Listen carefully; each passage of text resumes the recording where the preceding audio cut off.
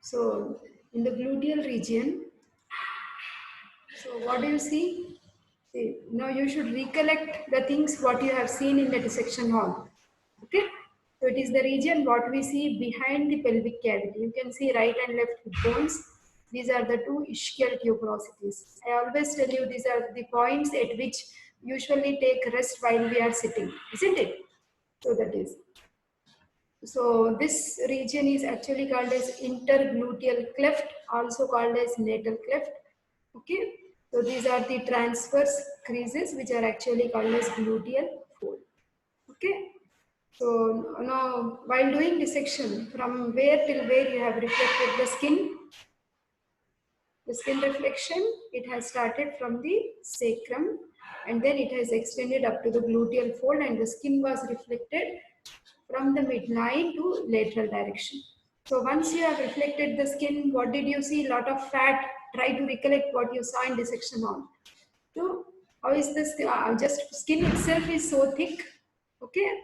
Then, so the thick, dense, well developed, and usually you see this gluteal region will have a lot of fat. Especially we see fat in case of females. Okay, because of which you will see this convexity. Okay. So it forms a thick cushion over ischial tuberosity, so that it supports very well when we are sitting. Okay. Now coming to the cutaneous supply. So like the gluteal region has been divided into 4 quadrants. Okay, and these nerves are actually taking origin from sacral plexus. Okay, lumbar and sacral plexus. Now what are the various quadrants we have? See, this is upper anterior quadrant, this is lower anterior. Okay, then this is upper posterior quadrant and this is lower posterior quadrant.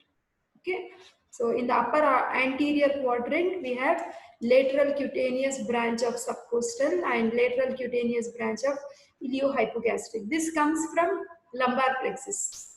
Okay, then the lower anterior quadrant, the nerve supply comes from posterior division of lateral cutaneous nerve of the thigh. Root value is L2, L3. Then upper posterior quadrant, we have dorsal rami of L1, L2, L3. Then dorsal rami of S1, S2, S3. Okay, then that means lumbar and sacral plexus. Then lower posterior quadrant, we have perforating cutaneous nerves. Okay, of the thigh, S1, S2, and S3.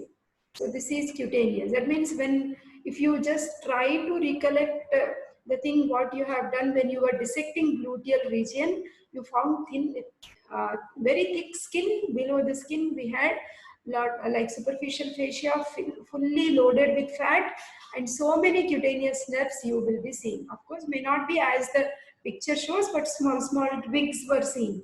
So that is nothing but the cutaneous nerves. Okay. Then the skin and the fat of the gluteal region is supplied by the perforating branches of superior and inferior gluteal arteries. Okay, these are the branches of the internal iliac artery, and it is now drained by the superficial group of the inguinal lymph nodes, that is lateral group. Okay, inguinal lymph nodes, lymphatic drainage of lower limb. I will discuss the details of inguinal and many other group of lymph nodes. Okay, now once see here, we have reflected skin, we have reflected superficial fascia, then we have seen lot of fat was there in which so many nerves were embedded. You have cleared and cleaned everything. So once you have cleaned everything, you will come across this muscle. No? What is the first muscle we encounter in the gluteal region? Emma? Gluteus maximus. Gluteus maximus. Okay, gluteus maximus. Do you remember from where the gluteus maximus comes?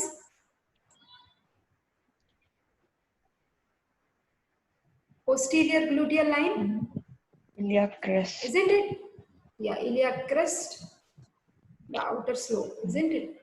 Then you also have seen behind the posterior gluteal line in the gluteal surface of the hip bone, isn't it? Where is this getting inserted? Do you remember?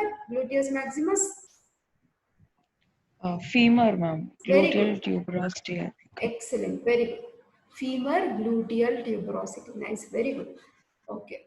Now see here, not only that, you can see the insertion is also going to this thickening of deep fascia of the thigh. That is the thickening of fascia lata. What is this thickening called as iliotibial tract. I told two muscles are getting inserted. One is gluteus maximus, and the other is tensor fascia lata. Okay. So the deep fascia is the fascia which is in continuation with the fascia lata. It is attached to the iliac crest. So this is our iliac crest. Above and you have continuously behind sacrum is present. The fascia is now splitting twice along the iliac crest, okay, to enclose this muscle, that is the tensor fascia lata, and the other muscle we have is gluteus maximus. Then it forms a covering over gluteus maximus muscle, forming gluteal aponeurosis. Okay, so it not only encloses this fascia, it is enclosing gluteus maximus. Underlying this, you have gluteus medius also. So medius and maximus both are enclosed by the deep fascia. Okay, so laterally this fascia is merging with the iliotibial tract. Okay, then now see here this gluteal region. First you have cut this gluteus maximus. Once you cut gluteus maximus, you will see gluteus medius. If you reflect and cut gluteus medius, you will see gluteus minimus. That means they are lying one below the other. Isn't it better? Layer wise. First maximus, second medius, third minimus. Then we have key muscle of gluteal region. Okay, the key muscle is piriformis. Why is it called as key muscle? Because this is served as a landmark for the blood vessels and nerves. Okay, few structures come above the muscle and few structures come below the muscle. Okay, above the muscle you have superior gluteal vessels and nerves. Lower down inferior gluteal vessels and nerves. And what is the thickest nerve of our body? Sciatic nerve. It is accompanied by posterior femoral cutaneous nerve. Okay, these are the pudendal nerves, pin structures. We will discuss in detail. So in the gluteal region, we will come across the bones like sacrum, ilium, ischial tuberosity. Isn't it? This is our ischial tuberosity, greater trochanter, lesser trochanter of the femur. Right? So these are the bones. We are finding sacrotuberous and sacrospinous ligaments. We find so many gluteal muscles. We find superior, inferior gluteal vessels and nerves and so many other structures. Okay, so these are the things which we will be discussing in detail now. So once you have removed everything, you are seeing the hip bone, you are seeing the femur. Between them, you will see the hip joint. Okay, those are the bones we see in the gluteal region. So what are the popular ligament we see in behind? So one is the sacrotuberous. Sacrotuberous means from the sacrum bone to the ischial tuberosity, the thickening is the sacrotuberous ligament, right? Sacrospinous means from the ischial spine to the sacrum bone. The name of the ligament is sacrospinous ligament. I already told you while describing the hip bone, like these two ligaments convert the greater sciatic foramen at greater sciatic notch and the lesser sciatic notch into greater and the lesser sciatic foramina. We have also discussed what are the structures passing through the foramina also. Okay. Now, so the ligaments of this region is actually giving stability to the sacrum. It also prevents posterior rotation at sacroiliac joint. Okay. Let me see, this is better. Now see here, sacrotuberous ligament we have, sacrospinous ligament we have. Okay, beta? This is greater sciatic foramen, this is lesser sciatic foramen. Now, what are the structures passing? Again, we will discuss. So, what are these pin structures? I gave you this code previously also. From the greater sciatic foramen, they come and they enter into the lesser sciatic foramen. What are those? Pudendal nerves, internal pudendal vessels, and nerve to obturator internus. Okay.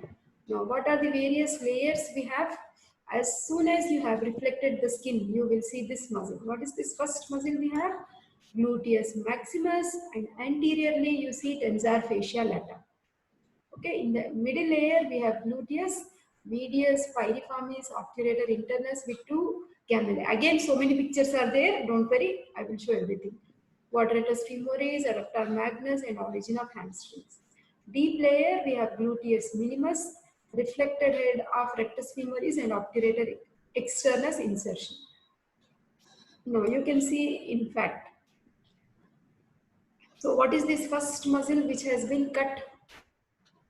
Gluteus Maximus. maximus. Gluteus Below maximus. maximus, what do we have? Gluteus Medius. medius. Below medius, what do we have? Gluteus minimus.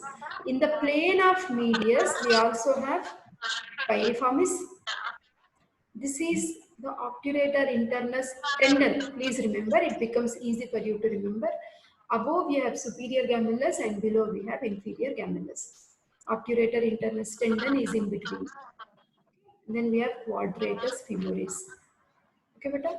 So all these are the muscles of gluteal region. Okay, origin insertion we have actually learned when we were discussing osteology, if you remember, but still we will revise now.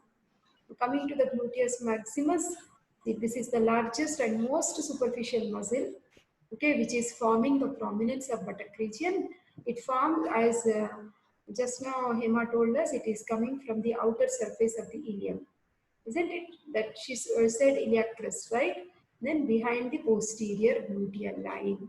Apart from that, we have many more origins: outer sloping surface of the dorsal segment of the iliac crest, posterior layer of thoracolumbar fascia, the fascia covering the gluteus maximus, that is the gluteal aponeurosis, posterior surface of the sacrum, coccyx, and the sacrotuberous ligament from the sacrum to the ischial tuberosity. Okay, gluteus maximus is important 5 marks question. Why it is so important? Deltoid is so important, gluteus maximus is so important because I'm giving you a hint. Imad, why is it so important? Ma'am, Why gluteus maximus muscle is so important? Because we give it is intramuscular. anti-gravity muscle. Basically, we clinically, if you observe, these are the muscles: deltoid, gluteus maximus. These are selected bulky muscles, no? So they are usually selected for giving intramuscular injections. That's why it's very important practically. Okay. So now just try to recollect so many muscles. This is our posterior gluteal line, right? This is the iliac crest, outer sloping surface, area behind posterior gluteal line, then from the sacrum, coccyx, and sacrotuberous ligament. All this is origin of gluteus maximus. And as Hema told us, this is our gluteal tuberosity, where we have gluteus maximus insertion. Now, medius is coming between the posterior and anterior gluteal line, isn't it? Then minimus is coming below the you can tell like between the which two gluteal lines, anterior and inferior gluteal lines. This is anterior and this is inferior gluteal line. Now insertion, medius is at the greater trochanter. Okay, then anterior surface of the greater trochanter will be receiving the insertion of gluteus minimus, isn't it? Then so quadratus femoris muscle is originating from the like margins of this what is this, acetabular foramen, acetabulum, isn't it?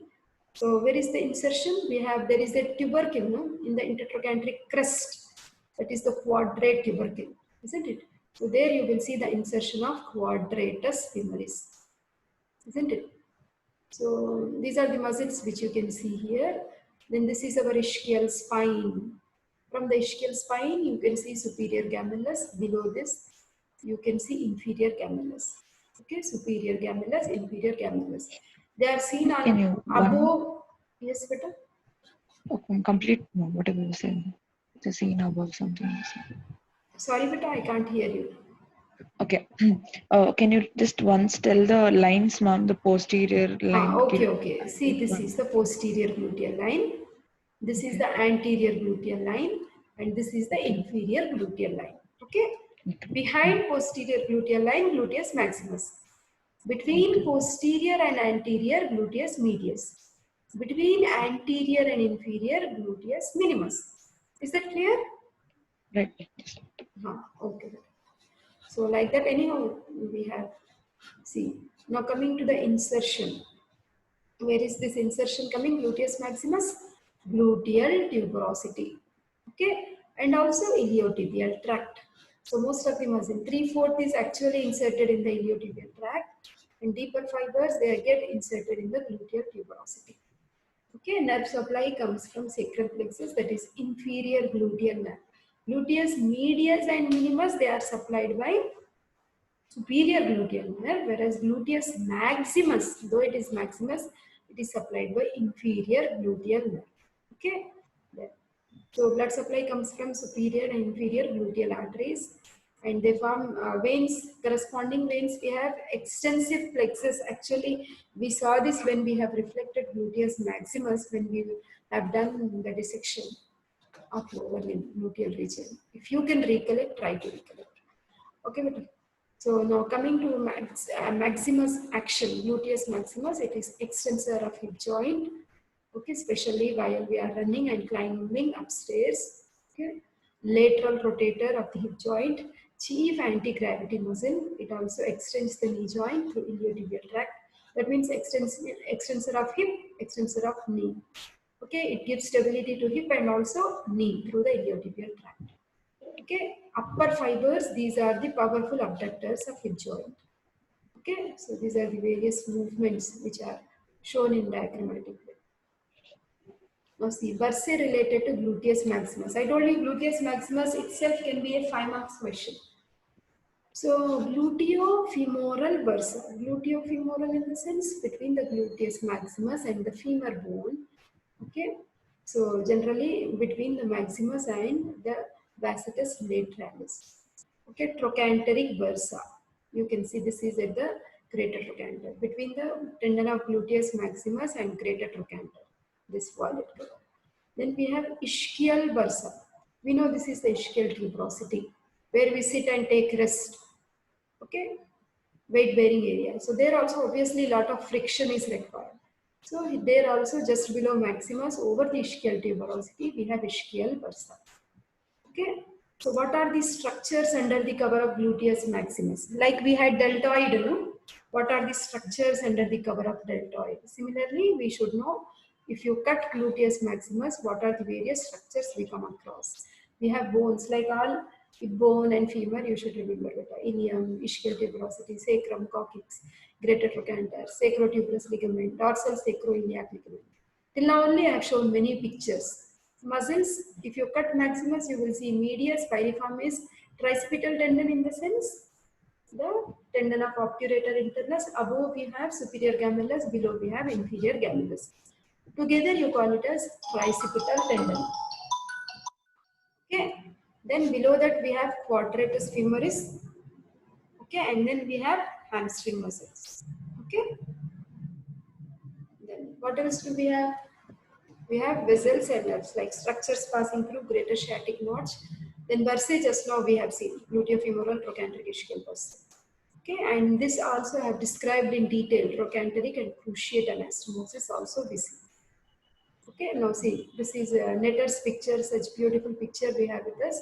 See, this is the sacrum coccyx end, that is the medial end. This is the iliotibial tract, this is the lateral end. You can see gluteus maximus muscle.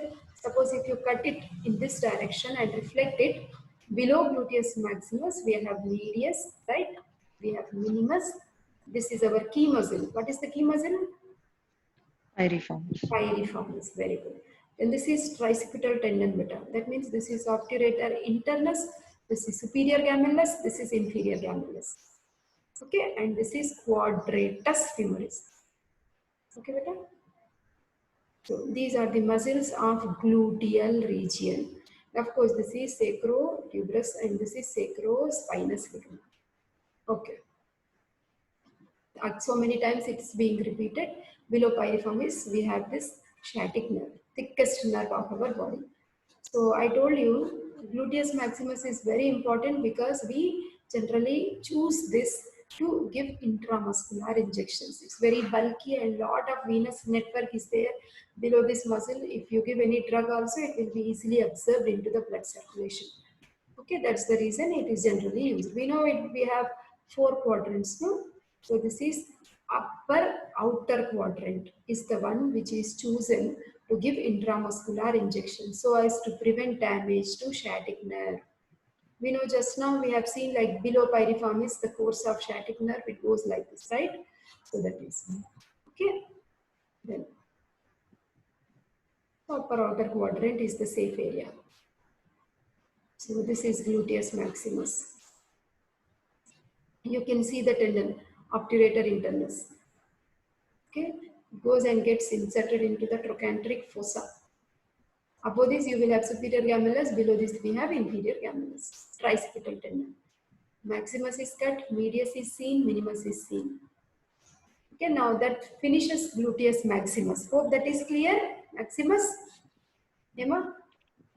Yes, ma'am. You need to revise. Just read and don't keep anything in pending. Okay. So then gluteus medius we have. So medius is coming from the, just now I told you, between which two gluteal lines we have? Between the anterior and And inferior. inferior gluteal. Okay. So that is, sorry, anterior and posterior gluteal lines. Posterior. Okay, and Okay. also from gluteal aponeurosis. Okay, insertion is lateral surface of the greater trochanter. Okay, nerve supply, I told you for gluteus maximus we had inferior gluteal Inferior. nerve. But for medius and minimus we have superior gluteal nerve. Okay, action abducts and medially rotates the thigh and steadies pelvis in walking.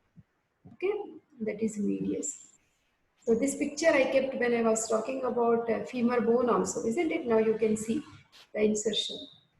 This is medius and this is minimus. Okay, so this is the trochanteric fossa, right? Greater trochanter inside.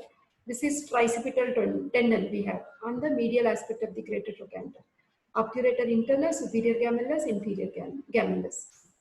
Okay, more posteriorly we have piriformis. So like that. Now coming to minimus. So minimus is between which two gluteal lines? Between the anterior and inferior gluteal lines. Okay. So anterior surface of the greater trochanter receives the minimus. This is also superior gluteal nerve. It is also helping in abduction and medial rotation of thigh. Okay. So now there is a sign which is called as Trendelenburg sign. So that means what? See, acting from below. See, this is the normal gait what we have. Okay, that means our gluteus maximus, medius and minimus are working properly to maintain this. Okay, but suppose if there is any injury, that means superior gluteal nerve is damaged and this action is not being maintained by the medius and minimus, because of which you will see there is tilting of this hip area. Okay, the pelvic cavity looks as though it is tilted. So acting from below, both medius and minimus prevent the unsupported side of pelvis, that is in normal condition, from sagging during walking. So thus maintains the horizontal level. Okay, but suppose if this like in which nerve, superior gluteal nerve is damaged, so this is not being maintained. So if you can observe from behind, if you find drooping, then you have to understand like there is injury of medius and minimus because of the damage of superior gluteal nerve. Okay, that is.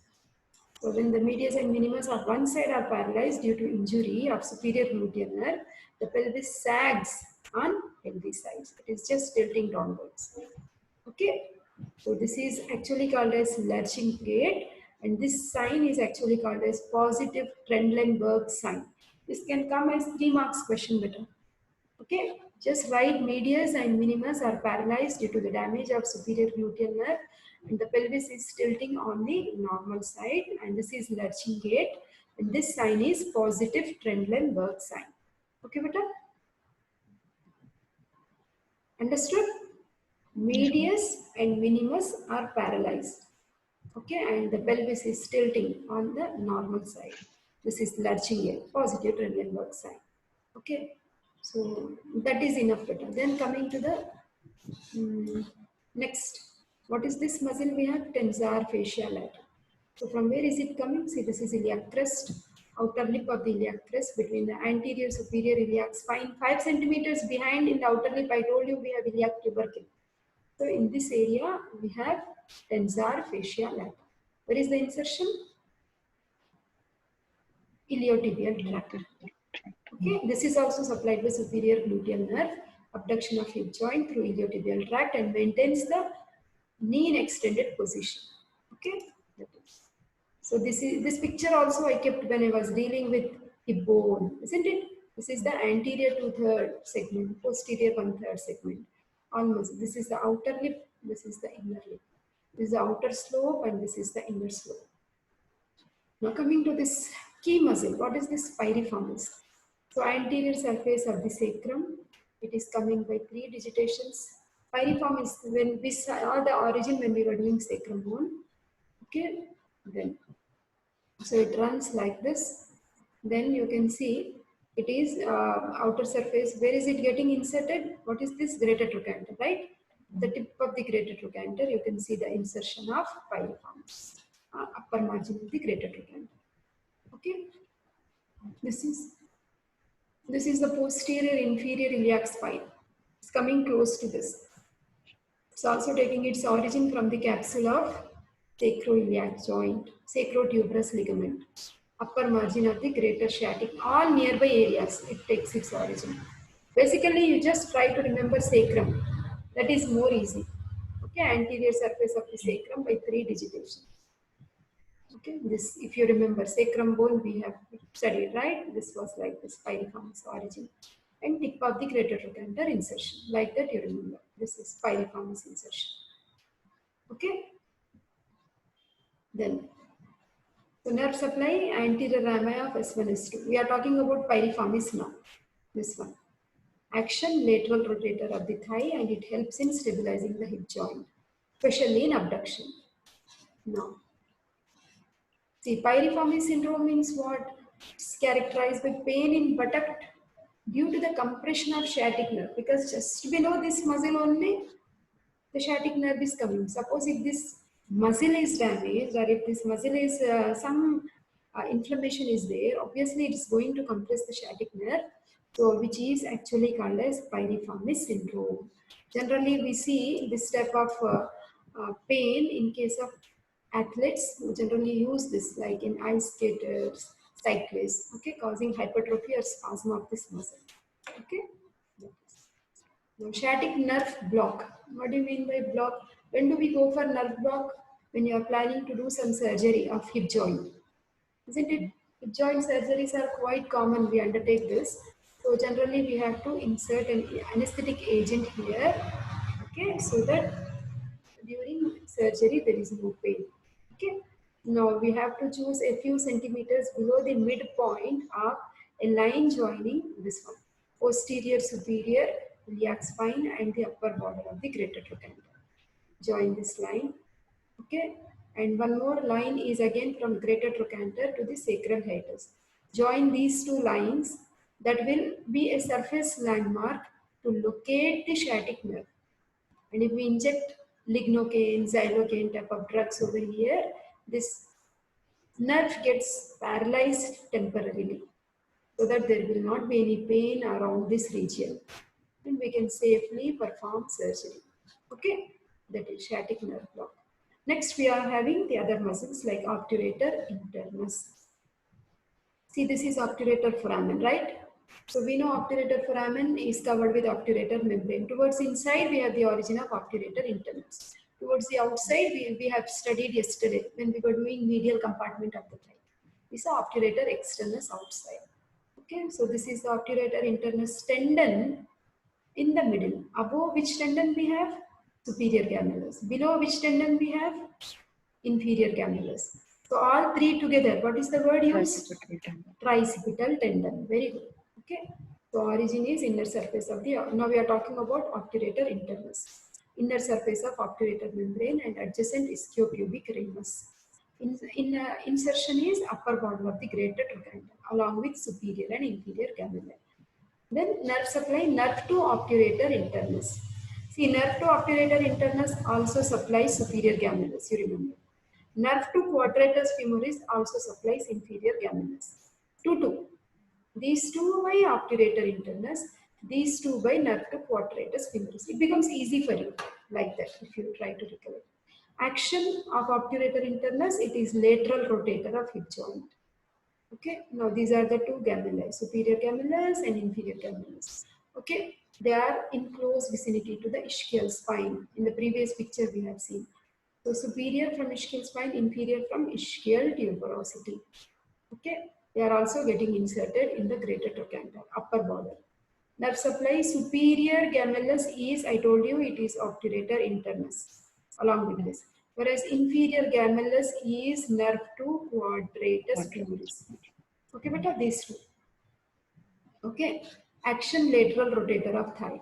Then coming to quadratus femoris, origin lateral border of the ischial tuberosity, insertion is quadrate tubercle. We see behind intertrochanteric crest, here you will have in the middle quadrate tubercle. Nerve supply is nerve to quadratus femoris, same name. This is also lateral rotator of thigh. See, this is greater trochanter, lesser trochanter, this is quadrate tubercle for the insertion of quadratus femoris. Now, nerves of gluteal region. What is this nerve? Sciatic. This is posterior femoral cutaneous nerve. Then we have superior gluteal vessels and nerves, inferior gluteal vessels and nerve. Then from the greater sciatic foramen to the lesser sciatic foramen, passing our pudendal nerve and internal pudendal vessels. Okay, beta? That is. Now coming to the arteries of gluteal region. Intramuscular injections are given in gluteus maximus. One of the reason is it is also highly vascular. So that if you give injection, it is immediately absorbed into the blood circulation. So we have branches of internal iliac artery like superior gluteal artery, inferior gluteal artery, branches of femoral artery like lateral and medial circumflex femoral, branches of profunda femoris, okay, perforating branches also we will see. Okay, so see, this is piriformis schema. In above we have superior gluteal vessels and nerves. In below we have inferior gluteal vessels and nerves. Okay, these gluteal vessels are branches of internal iliac artery. Okay, the trochanteric anastomosis already I have discussed. You please revise the previous class. Okay, cruciate also I have told.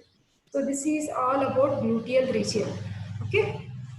So we will discuss posterior compartment of the thigh tomorrow. Okay, beta? Mostly Okay. same time. So I am stopping Bye. here. Thank you.